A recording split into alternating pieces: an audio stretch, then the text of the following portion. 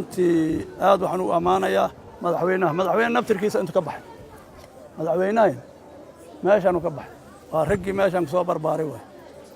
runtii annakan aadan ugu faraxsanahay nin saas oo kale inuu madaxweyne noo noqdo sababtoo ah dadkiisu ogyahay wixii dhibo meesha yaallo ogyahay waan ku danqanaya koo waad aragteen wixii oo dhibaato meesha taal oo gogol la'aan iyo dadkan hadda dhulka iska seexdaan sariir ma laha gogol ma laha dhar ma haystaan runtii hadda waxa weeyaan khayr allah sii madaxweyne lacaguna soo siiyey oo loogu talagalay iid iyo maxaa la yidhahdaa raashinkoodii loogu talagalay siiyey waxaan ku soo ballannay maaragtay waxaan inay joogto noqon doonaan raashinkooda maaragtay aan waynayn oo iyo saabuntooda aan la wayn doonin oo bil kasta joogto ay tahay waxaan maanta halkan u nimid inaan markii ugu horreysay annagoo wakiilka madaxweynaha aan soo gaarsiinay deeq lacageedana loogu soo dhiibay carruurtan oo hadda halkan ku fadhiya 170 tiradooda guudna ay tahay 180 laakiin 10 ka mid ay xanuun ugu maqan yihiin iyo daacuun calaa canug waxaan u keenay lacagta $110 ah oo isugu jirta bishii Ramadaan waxyaabihii lagu quudin lahaa carruurtan oo aan kala soo daahnay iyo xaqul ciidkooda inay ciidaan oo carruurta ay farxaan gabdhihii wiilalba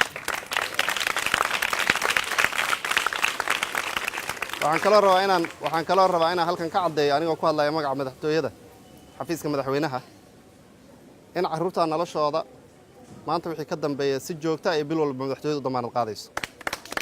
madaxweynaha dimuqraadiga Soomaaliya oo noo soo dhiibay dharka iyo raashinka waxaan leenahay ilaahu xarwaasiyo waxaan u duceynaynaa ducadeena Allahumma bilal falfatan ilma dhamas la qaadayo aaya dambeentiyo umadiyo arliga cadow ka ilaalilayo lagu aaminayo anagoo awoodiyo itaalaan lahaynba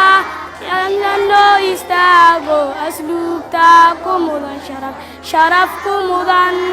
asluubta ku mudan sharaf awoodeenu waa qaran astaanteenu waa calan Soomaali baana ummad wada jirkeedan ilaasiyo unayno ma ilowna